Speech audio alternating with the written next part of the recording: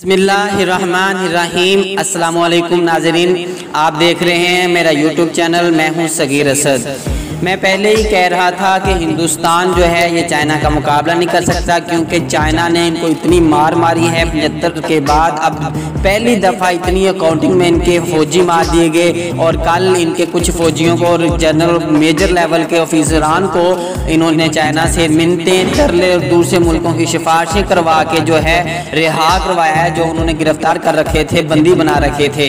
India के अंदर जो मीडिया है वो सच नहीं दिखा रहा, वो झूठ पे झूठ बोल रहा है। मैंने बताया था कि दुनिया का गलीज और गंदा तरीन और झूठा तरीन मीडिया जो है वो इंडिया का मीडिया है, और अब ये दुनिया के अंदर एक्सपोज हो चुका है कि इंडियन मीडिया झूठा तरीन है। जहाँ पे ये दुनिया में एक्सपोज हो चुका है, मैं आपको वाज़ह तौर पे बता रहा हूँ कि इंडियन अवाम के अंदर भी ये एक्सपोज हो चुका है। आप इंडियन वेब चैनल उठा के देख लें, आप इंडिया के किसी भी मतलब लोगों के जो कमेंट्स हैं वो देख लें, वो सब के सब इंडिया के लोग, इंडिया की अवाम, इंडिया के जो जर्नलिस्ट हैं, वेब चैनल्स हैं, वो सब के सब इलेक्ट्रॉनिक्स और प्रिंट मीडिया को गोदी मीडिया कह रहे हैं। वो कह रहे हैं, ये वही बोलते हैं जो इनको नरेंद्र मोदी कहता है या उसकी हुकूमत के लोग कहते हैं, क्योंकि ये उनसे पैसा लेते हैं, बोरियों के बोरिए पैसे लेते हैं, और इस वजह करके ये हकायक अवाम के सामने नहीं लेके आते ताकि मोदी हुकूमत को कोई खतरा ना हो। ये वाज़ेह कर दूं कि मोदी हुकूमत अपनी हुकूमत की बहाली के लिए और अपनी हुकूमत के लिए कुछ भी करने के लिए तैयार रहती है, क्योंकि इसे अपने इक़्तिदार के साथ बहुत प्यार है। मोदी हुकूमत ने अब क्या किया है कि इन्होंने बड़ी मीटिंग्स की, और मीटिंग्स के अंदर इन्होंने सोचा कि हम चाइना का किसी सूरत मुकाबला नहीं कर सकते। बड़ी लंबी लंबी मीटिंग्स की हैं, जिसमें डिफेंस मिनिस्टर और तमाम जो इनके आर्मी के ऑफिसरान हैं, चीफ हैं, उन सबको इकट्ठा किया। उसमें बैठ के बहुत सोच विचार किया। कुछ रास्ता ना, मैंने पहली वीडियोस में, आप अगर मेरी वीडियो सुन सके या नहीं सुनी तो आप देख सकते हैं, मैंने उनमें 12 दफ़ा इस चीज़ का इकरार किया है और 12 दफ़ा अपने लोगों को बताया है कि इंडिया जो है वो बंद गली में जा चुका है, और इसका कसूरवार जो है ये मोदी है। मोदी इंडिया को बंद गली में ले जा चुका है। अब इनके पास कोई रास्ता नहीं बचा, और रास्ता है ही नहीं। अब ये 2-3 दिन डेली मीटिंग्स करते रहे और सोच विचार करते रहे, करें तो करें क्या, किस तरह हम इस मामले से निकलें। अमेरिका से तरले और मिन्नतें की, अमेरिका ने बात की, चाइना से कहा भाई रुके, हम आपके साथ सिखवाते हैं। चाइना ने वाज़ेह तौर पे अमेरिका को कहा कि भाई इस मामले में तुमने नहीं आना, हम तुम्हारी इस मामले में कोई सुनेंगे नहीं, लिहाजा तुम इस मामले में हमारे से दूर रहो। अब इंडिया जो है बुरी तरह फंस गया है। अब अगर सिर्फ ये चाइना की बात करते हैं तो अमेरिका या कोई और मुल्क इनकी मदद नहीं करेगा। अब इन्होंने क्या सोचा है, देखें आने वाले दिन जो हैं ये बड़े खतरनाक दिन हैं, और हमारी हुकूमत और हमारे जो चीफ हैं आर्मी के तमाम इदारों के, वो इस पे तमाम बैठिंग्स कर रहे हैं, मीटिंग्स कर रहे हैं, बार बार मीटिंग्स कर रहे हैं, क्योंकि अब पता है कि जो इंडिया है वो इस वक्त बुखलाहट का शिकार है, और वो इस निहज पे पहुंच चुका है कि अगर हम नहीं खेलेंगे तो खेलने किसी और को भी नहीं देंगे, अगर मेरे घर को आग लगी है तो मैं हमसायों को भी नहीं छोड़ूंगा। तो ये उसका इस वक्त जो है माइंडसेट बन चुका है, वो इस वक्त बावला हो चुका है, और जो है वो उसका माइंडसेट ये है कि वो पाकिस्तान पे किसी तरह कोई अटैक करे, वो कश्मीर के जरिए भी कर सकता है, वो चीन जो है आपका कारगिल का कोई इशू कर सकता है, और सियाचिन का कोई इशू कर सकता है, और इसको इशू बनाकर पाकिस्तान के साथ कोई महाज खोलकर और इसको इशू बनाकर फिर वो करेगा जी दुनिया के सामने जाके बवेला करेगा कि देखें जी हमें तो पाकिस्तान भी दबोच रहा है, हम पे हमले कर रहा है, हमारे लोग मार रहा है, और चाइना भी हमारे पे हमले कर रहा है, और फिर शायद साथ में नेपाल और भूटान की बात भी कर ले। तो इससे क्या होगा कि भी इनके जो इस वक्त इनकी आर्मी के ऊपर प्रेशर है उसमें कुछ कमी हो सके। आपको देखें इनकी जो आर्मी की सूरत हाल है वो ये है कि सिर्फ इस चंद लाख जो है वो हिंदू हैं, बाकी दूसरे लोग हैं, मतलब कोई सिख है, कोई मुस्लिम है, कोई कुछ है, और इनकी आपस में नहीं बनती, और इनकी फौज का मुराल इस वक्त हिंदुस्तान के अंदर इतना गिरा हुआ है, यकीन करें आप जानकर हैरान होंगे। यही एक वजह है कि ये जंग नहीं कर सकते किसी के साथ भी। तो हुआ यूं है कुछ कि इनकी जो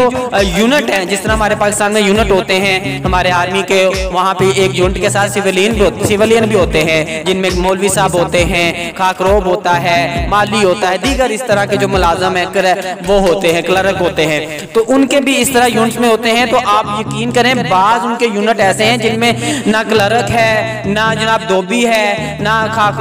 खाकरोब है, ना माली है। उसकी रीजन ये है कि लोग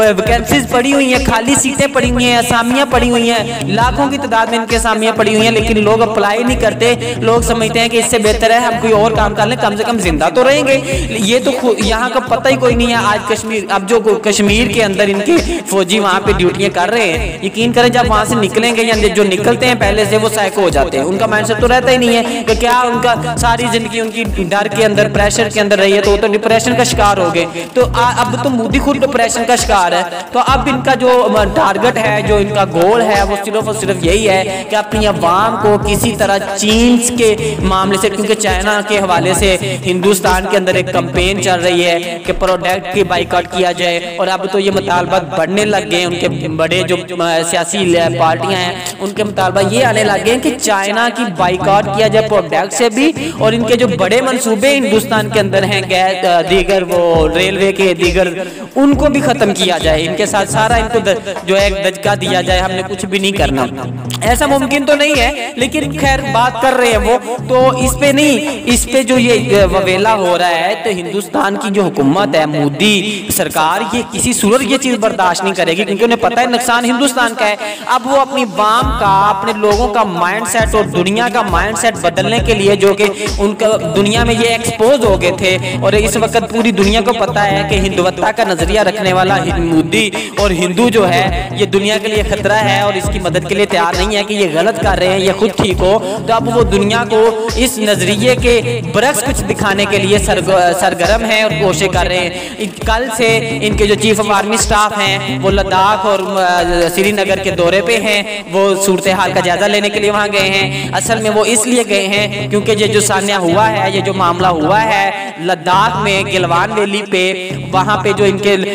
40 के लोग मारे गए हैं, और इनका मीडिया जो है 20 तक एक्सेप्ट कर चुका है, और बाकी जो चीजें हैं वो सबके सामने है। तो उस पे अब बहुत सारी जगह, श्रीनगर में भी और दीगर बॉर्डर्स पे जो जहाँ पे कशीदगी है, मुतनाज़ इलाके हैं, वहाँ पे इनके जो आर्मी के फौजी लोग हैं वो अब बहानों से छुट्टियां मांग रहे हैं और वापस जाने की बात कर रहे हैं, कुछ भागने की कोशिश कर रहे हैं। तो ये सूरत हाल को देखकर अब उनका जो आर्मी चीफ है खुद गए हैं ताकि वो बॉर्डर पे जाके अपने लोगों को जो है वहाँ पे हौसला दे सके और ठहरा सके, ताकि एक उनका जो अगर इस तरह का कोई हाल होता है तो फिर वो ना हो कि किसी और सरहद से कोई और मुल्क जो है वो आगे जाके अपने इलाकों पे कब्जा कर ले। तो ये इस वक्त हिंदुस्तान की सूरत हाल है, पूरी तरह मोदी बुखलाया हुआ है, और पाकिस्तान के लिए इस वक्त खतरा है। पाकिस्तान के ऊपर ये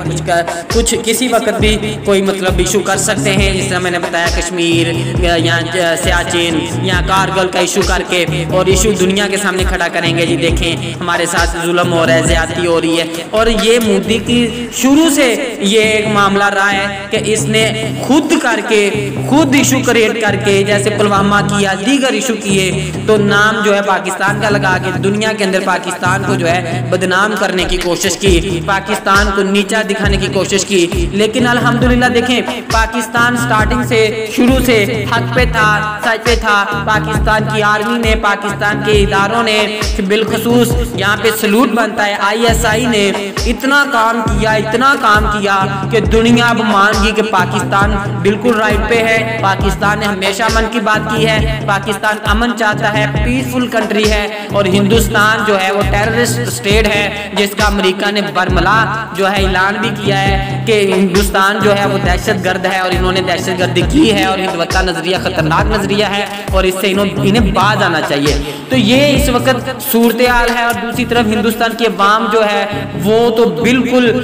जो है सब्र के पैमाने लबरेज कर चुकी है, और वो मोदी को बड़ी बातें कर रहे हैं, बड़ा शोर कर रहे हैं। अगर कोरोना ना हो तो शायद वो बहुत ज्यादा एहतजाज पे निकल आते। इवन वो ये कह रहे हैं, वहाँ के बहुत सारे लोगों का मैंने कमेंट देखे हैं, इंटरव्यू जो सियासी रहनुमा है मुख्तलिफ बड़ी पार्टियों के, वो कहते हैं जब पाकिस्तान की बात होती थी तो तुम बड़ा ललकारते थे, तुम बड़ी धमकियां लगाते थे, गिदर बग्गियां और सर्जिकल स्ट्राइक की बातें करते थे, और ये कहते थे जी मेरा 56 यानी 56 इंच का सीना है और मैं ये और वो कर दूंगा। और अब जब चाइना की बात है तो तुम्हारा सीना जो है वो तो 112 का होना चाहिए था और ये 28 का हो गया है। मसला क्या है, तुम बता क्यों नहीं रहे? और अब आप देखें, अभी एक दिन पहले जब ये इनके शहीद वहाँ पे मरे हैं, जहन्नम हासिल हुए हैं फौजी, तो मोदी ने अपनी कौम से जो खिताब किया है उस वक्त मोदी की जो फेस है वो देखें, आपको पता चल जाएगा कि एक हारा हुआ शख्स खड़ा है, एक परेशान शख्स खड़ा है और एक ऐसा शख्स खड़ा है जो अंदर ही अंदर इस चीज़ को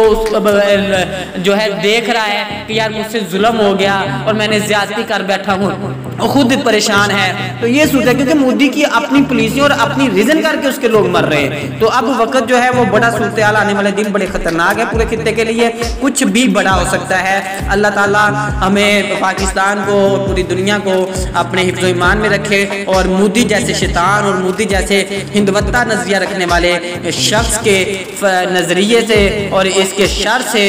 महफूज रखे, क्योंकि ये एक बहुत ही गंदा और गलीज शख्स है। इसने हमेशा अपने अलावा किसी का नहीं सोचा, अपने मुल्क का नहीं सोचा, इसने तो अपने मुल्क में तफरीक, आप देखें जब से ये आया है मुल्क के अंदर, ये वो हिंदुस्तान दुनिया में ये बात करता है जी हिंदुस्तान के अंदर जो कोई मुस्लिम है, कोई नॉन मुस्लिम है, कोई हिंदू है, कोई सिख है, कोई ईसाई है, कुछ भी है, वो सारे खुशहाल रह रहे। जब से ये आया है तो आप देख ले हिंदुस्तान के अंदर सिखों ने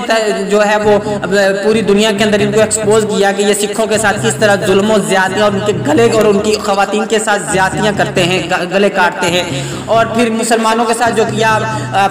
फसादा, यहाँ अहमदाबाद, गुजरात, दीगर जो आया है समझौता एक्सप्रेस वाले मामला वो दुनिया के सामने हैं। फिर इसने जो